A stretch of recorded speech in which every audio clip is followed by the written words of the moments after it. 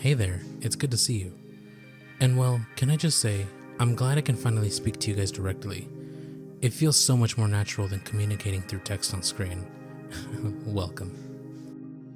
Now, this is something I've been wanting to cover for a while, crossovers and collaborations specifically. It's one of the things I absolutely love about video games, from something as major as the Marvel vs. Capcom series, to something as minor as the appearance of another character in another game. Seeing different IPs meet for the first time, and the ways they interact with each other, be it on good or bad terms, is always so exciting to watch. Yakuza, or Like a Dragon, is no stranger to this either. Several games have featured Yakuza in some way, shape, or form, either as a character, or even a simple reference to a mechanic from a previous title. The series itself has also featured other IPs within its own games, in a few unique ways as well, both first party and third party alike. I wanted to explore these with you guys, and see how the Yakuza series has portrayed other media, as well as how the series itself has been portrayed in other video games. I will also be covering some references to and from other games, ones that aren't official crossovers, but are still noteworthy with how one thing is represented, that some of you may or may not know about. But I won't keep you waiting here any longer. Let's go. Starting this off with a series that I'm sure most of you are familiar with, Virtua Fighter makes several appearances in the Yakuza series. From simple posters on the walls of Club Sega, to fully playable arcade cabinets, Virtua Fighter is probably the series that Yakuza is most connected with. Later releases of Virtua Fighter 5, specifically Virtua Fighter 5 Ultimate Showdown, featured outfits for Yakuza characters in the game. These include Ichiban, Majima, Adachi, Nishiki, and of course Kiryu, along with several other characters from the series. This collaboration also included 20 tracks from the series that can be listened to during battle, with the list of tracks shown on screen here.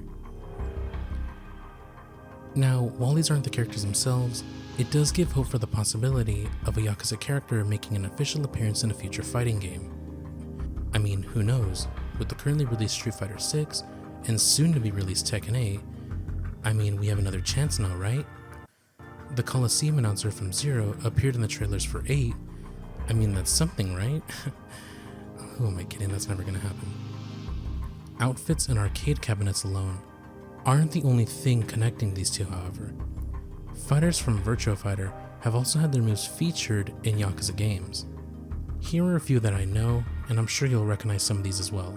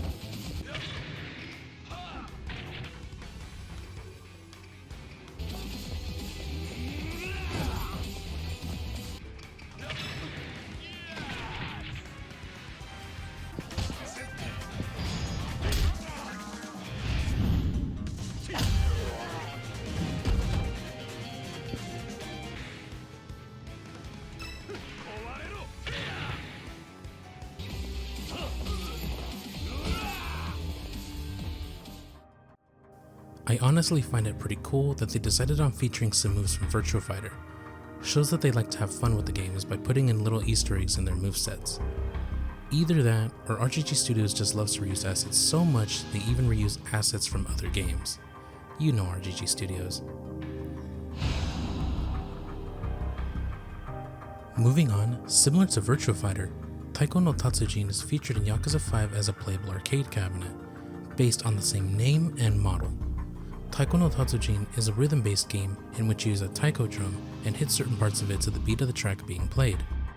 Timing is key, just like in the karaoke minigame. This one is really intriguing, as it's actually a Namco game that's present in 5. A few songs are available to be played at the start, and after trying it out, it fits perfectly alongside the other rhythm minigames that have been featured throughout the years. TAIKO no TATSUJIN Portable DX also did the same thing and presented a karaoke song from the series, this being Machine Gun Kiss, which is the best song, I don't care, shut up, I'm not listening. Specifically Kiryu's version, which is played alongside the drums you use. Another interesting thing to point out is that this version is based off of the Dead Souls one, as the main playable cast, alongside Haruka and the game's hostesses, appear over time as the song plays.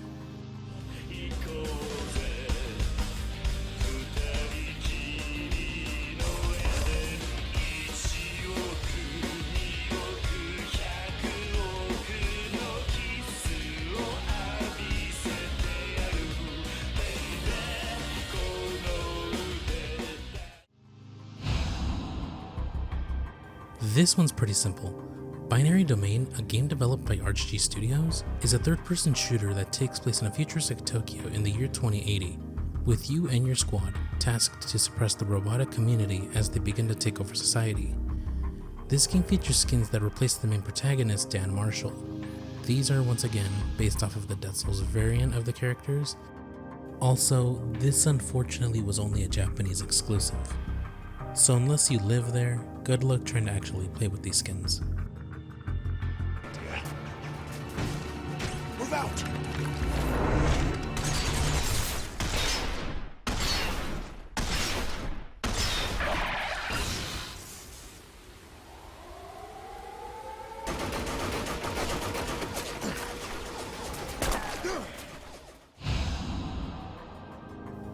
Project Cross Zone 2 is a game that's entirely about crossovers, featuring characters from Namco, Capcom, Sega, along with a few Nintendo reps as well. With this major lineup of characters, Kiryu and Majima appear alongside them, making their first appearance in Chapter 2, aptly named Like a Dragon. Majima appears first, taking down an ooze enemy from the Resident Evil series.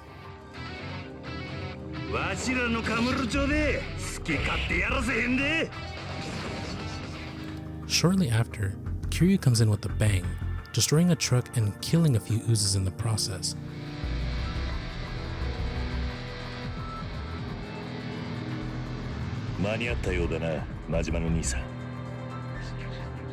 Saving Phoenix Wright and Maya. You may have noticed that the stage they fight on is a ruined version of Kamurocho from yet again Dead Souls, specifically in Theater Square. You later return to the stage in Chapter 38, titled Undying Souls. However, the area moves to West Taihei Boulevard in front of Millennium Tower. Later on in the chapter, Kiryu and Majima alongside Ryu and Ken confront an Bison on top of Millennium Tower, just as many battles have taken place there before in the series. Tracks from a couple Yakuza games can also be heard. These are a remix of Funk Goes On,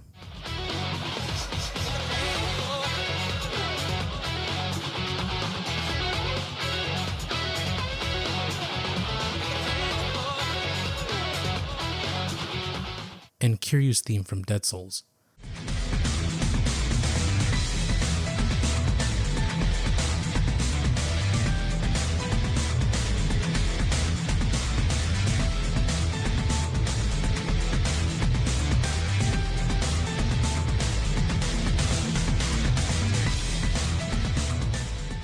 Several attacks the characters do are directly based on where they come from. Kiryu and Majima are present with these as well. These are moves such as bounding throws, Lotus Flare Bomb, Majima Spin Attack, along with a few of them appearing in special attacks that they can do. Take a look.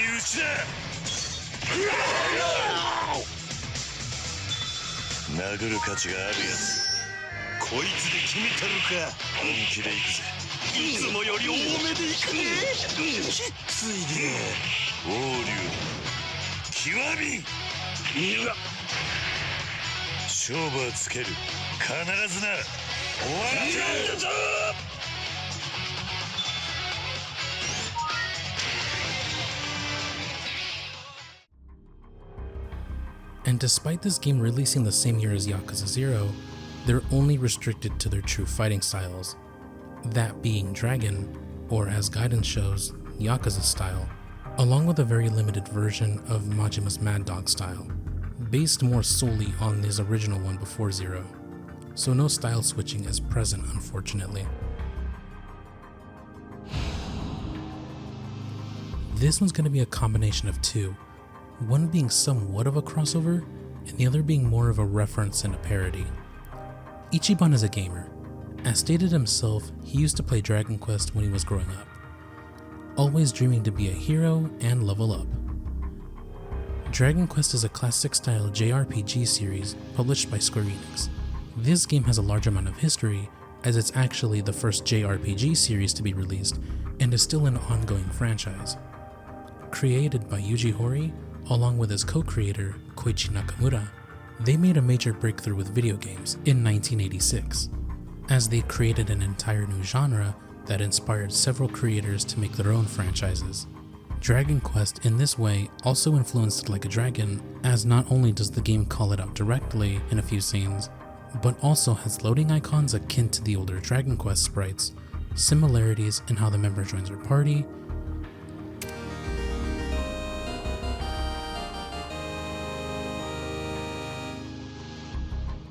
the job system that is based directly on Dragon Quest III's job system, having a karaoke song based on the game, along with many other things. Heck, there's even a dialogue text that comes up when talking to a drunk person on the street, where Ichiban thinks to himself, "No response? Huh, it's just a drunk." A direct reference to when interacting with a dead body, where it says, "There is no response, it appears to be a corpse." Dragon Quest isn't the only reference this game makes, however. Later on in Chapter 4, you come across this strange individual.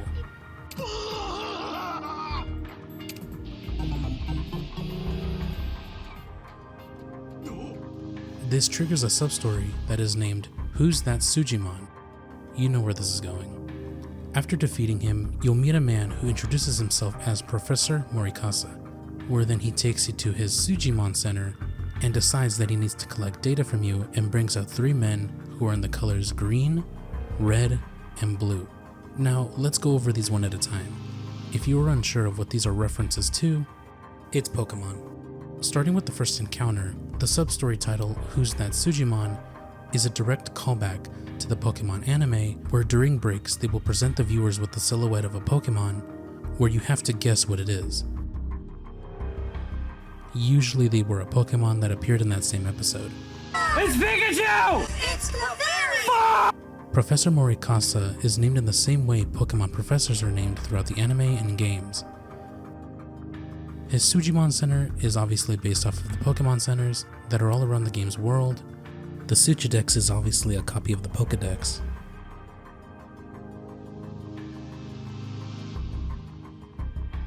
And when selecting your favorite Sujimon color is in the same way when you select a Pokemon starter at the beginning of each game, green being a grass type, red being a fire type, and blue being a water type. Now, this may be a little far-fetched, but both games referenced in Like a Dragon have some history with each other, which I think somewhat impacted the game. The co-creator of Dragon Quest, Koichi Nakamura, created a spin-off series for Pokemon, that being Pokemon Mystery Dungeon, a series of turn-based roguelike games where you explore dungeons to rescue Pokemon, bring items, stop evil Pokemon, along with many other tasks. The dungeons you can enter in 7 might be somewhat of a callback to those games. However, as I said, this may be a bit far-fetched. This entry definitely carries a lot more with it than meets the eye, which is probably why it's one of my favorites on this list. And before you say anything, no, Kiryu never killed anyone, and this is actually true for the case of Rainbow Six Siege.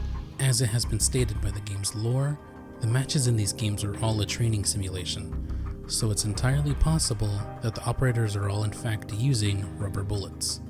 But anyway, Rainbow Six Siege is a team-based multiplayer first-person shooter where one team must barricade and defend a hostage, bomb, or secure an area, while the other must infiltrate and attack. Victory is claimed when either the objective is complete or all members on a single team are defeated. The game also gives you several operators that are unique to each team, each with their own abilities. Rainbow Six Siege collaborated with Sega to bring Kiryu as well as Majima and, interestingly enough, Karu Sayama as skins for both operators Echo and Hibana. This also included uniquely customized rifles for the two. While you can hear their voices in the trailer, this collaboration only brings a skin. Their voices remain the same with no changes whatsoever. But with this collaboration in particular, I feel there was a missed opportunity to bring in a certain representative that was most suited for this collab. Oh, but that's just me. Let's move on. Wait a minute! That's why she's not in any further games! She was doing oh my god, she was in Rainbow Six Siege the entire... Super Monkey Ball Banana Mania has featured several characters across Sega's lineup, and among these is Kiryu. However, it goes a little above and beyond than just a simple model swap, as they also added stamina axes that replace the usual bananas, as well as a unique victory animation, which is pretty basic, as he just simply raises his hand in the air. Should have given him his iconic kick, to be honest. Pretty neat, but there's not much more to it than that. But there is a little something that did bother me, to be honest, and that is when researching for this video, on the Super Monkey Ball wiki, they referred to stamina X's as labeled bottles. Now, I'm not the kind of person to usually get mad at these things, so I'm gonna tell you this as nicely. Don't you ever call them that again, do you understand me? They're stamina... There's not much to this one, but it's still an interesting one nonetheless. In one of the sub-stories that can be completed as Kiryu in Yakuza 4, Kiryu can meet with the original Colored Gang members from the very first game. The last group he happens to meet are the Akai brothers of Bloody Eye, aka the guy that dodges a lot, and of course, fake breaker style Majima.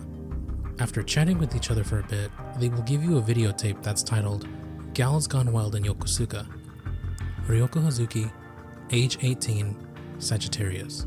Ryo Hazuki is the main protagonist of the Shenmue series, a game that has some relation to Yakuza, as Yakuza has been seen as the spiritual successor to that game. Like I said, it's not much, but it really makes me curious as to what's on that videotape. Oh well, we'll probably never know.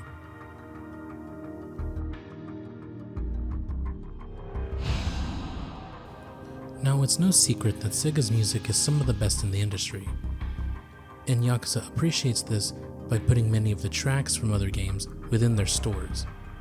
You've most likely heard the music when stepping into any store and faintly hearing it in the back. These are Live and Learn from Sonic Adventure 2,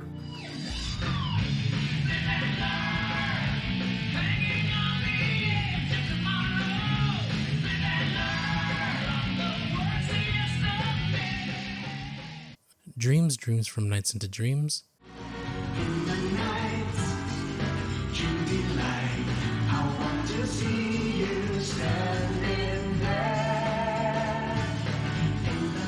Concept of Love from Jet Set Radio Future,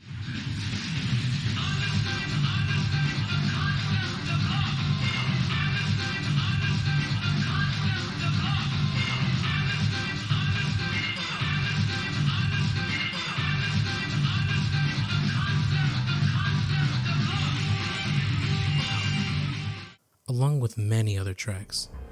It's actually quite difficult to come across any of these tracks on a regular basis, as there's so many that can be heard, and your chances of coming across them are completely random. There are also karaoke songs that can be heard from time to time. But this was just one of the smaller references that always interested me, so let's move on. This entry is definitely one of the most unique in the video. A Hat in Time is a 3D platforming game where you play as a young girl who must collect timepieces, the game's main collectible, and the fuel for your spaceship, to continue her journey in space. A DLC was released which was also the 7th chapter of the game that was titled Yakuza Metro. Yeah, that should tell you something. That gives you access to a new area with the ability to free roam and collect timepieces. If you were to head up to the top of here, you will come across a manhole.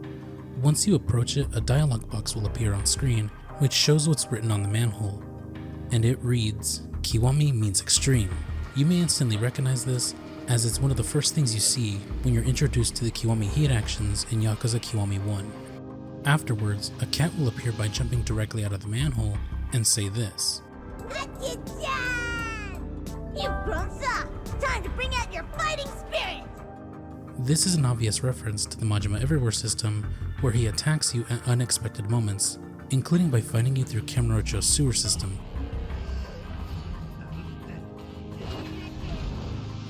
You then have to defeat him afterwards. This to me is honestly one of the best Easter eggs I've seen for Yakuza. It's not even an official collaboration, yet they put so much love into this Easter egg, even giving him an appropriate name, which of course is Meowjima. Oh, I'm not gonna get that out of my head anytime soon.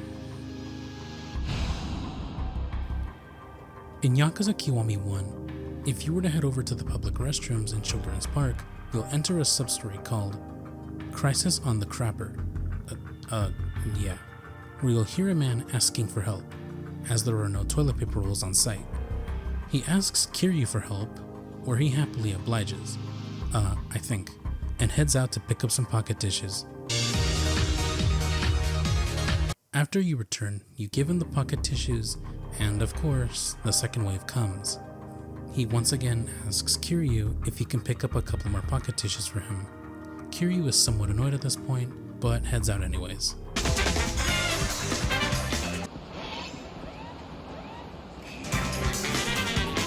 After you return for the second time, it seems like he's finally done, but of course out of nowhere, his nose begins to bleed.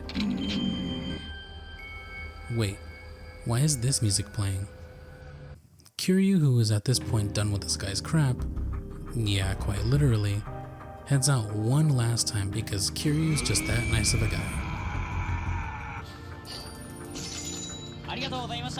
Returning for the final time, thankfully, he gives him the pocket tissues, he cleans himself up, and he returns to the light of day. A man comes out who introduces himself as Goji Rokaku. Fans of the Jet Set radio series will recognize this, as his name is based off of the name of that game's antagonist. My name is Rokaku Goji. He also gives you a business card where it says he is the CEO of Rokaku Bank. Now, while this doesn't actually look like the actual Rokaku, at least to me it doesn't, it's still a neat little reference nonetheless. Albeit a nasty one, that is. Probably one of the coolest official crossovers that the series has done was with the Shonen Jump manga and anime series, Fist of the North Star. From the trailer that was teased, Kiryu kills someone. That's it. But the way he kills him is by using the ancient Chinese martial art, Hokuto Shinken. But he transforms into Kenshiro real quick to hide his identity so no one knows that he actually killed someone. Come on, we all know that's why that happened. I mean, why else would they make him transform out of nowhere? Afterwards, the title appears showing Fist of the North Star, Lost Paradise, Hokuto Gakutoku in Japan. This was a spin-off similar to the Judgment series of games that takes place in the Fist of the North Star universe, or in the case for Lost Paradise, the City of Eden, where you play as Kenshiro. However, as shown in the beginning, Kiryu makes an appearance with a unique anime skin for Kenshiro. Along with this, Kenshiro's Japanese voice actor is also Takaya Kuroda, so if you apply the Kiryu skin, it just looks like Kiryu learned the Hokuto Shinken style and is starting to kill people in the City of Eden. Probably had a revelation moment when watching the anime or something. If you own a PC, mods for these actually exist, where you can use the fighting style as well as the heat actions within some of the older games. So if you truly want Kiryu to start killing people in his own universe, well, now you can. Oh wait, didn't he meet the beta version of Ichiban as well? I forgot about that. Sorry, Ichiban.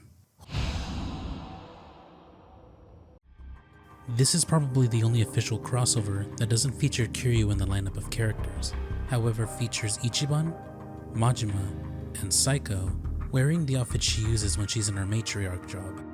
Ichiban is even able to wield his hero bat from 7.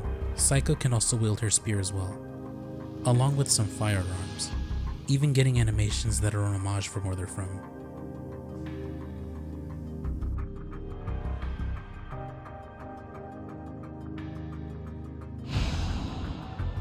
Everybody's Golf has featured unique characters within their games, usually third party. Everybody's Golf 6 features Kiryu complete with animations and some unique voice lines.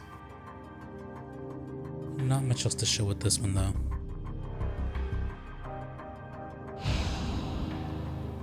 As established with Virtua Fighter, arcade games from previous and well-known Sega titles can be seen throughout the games, usually each entry featuring a different one each time. Puyo Puyo and Virtualand are one of these. Seen in both Yakuza 6 and Kiwami 2, both of these cabinets are based on the same original model they came from.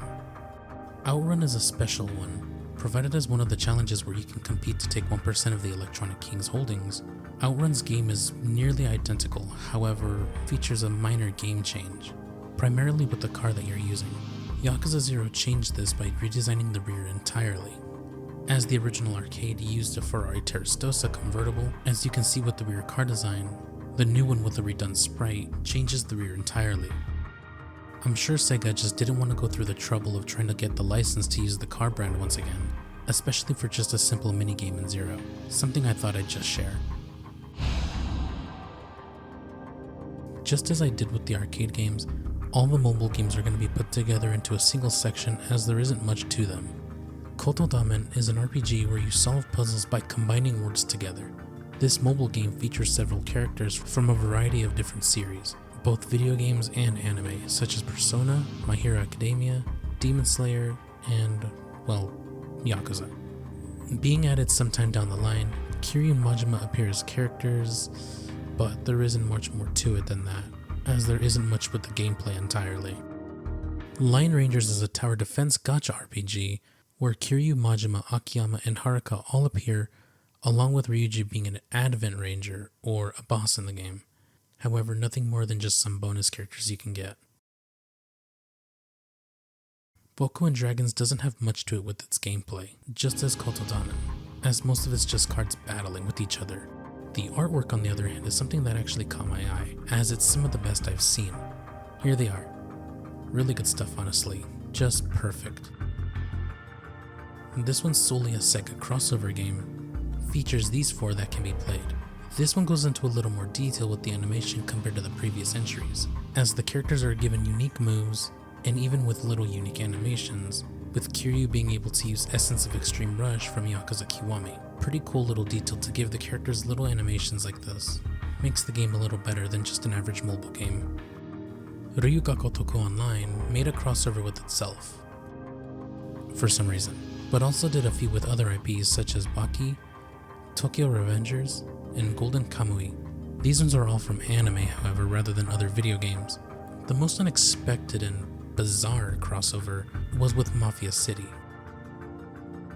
As much as this was a meme, this crossover provided the least compared to the previous entries on this list, as it only uses still images of the characters' renders.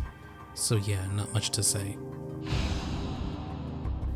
Appearing originally as a Vocaloid music software, Hatsune Miku makes an appearance mostly as a cameo in the form of a statue, figure, and an outfit for Haruka.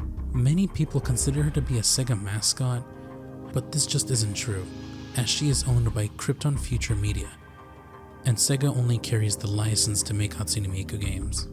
This one is just mostly consisted of cameos, rather than a full-on collaboration like previous entries. I'm sure you've seen most of these already, with how they were advertised quite frequently a few times prior to the RGG Summer Summit. Pop Team Epic features 2 teenage girls who are just your everyday, normal, average person you run into. Primarily a manga and online webcomic, Pop Team Epic had a collaboration with RGG. This wasn't going to be with any future game installment, but instead with merchandise, including lanyards, shirts, footwear, keychains, upon more, even cakes. These also included designs made by the Pop Team Epic artwork team of Yakuza characters, as well as both Pipimi and Popoko wearing Kiryu's and Majima's original outfits, along with their Judgment and 24-hour attire. Only a minor reference. When Hoshino is accused of eating Saori's cake, no, not that cake, you nasty ass piece of Yagami will object by yelling, "Objection," while he points out, in a similar way Phoenix Wright does within the Ace Attorney games.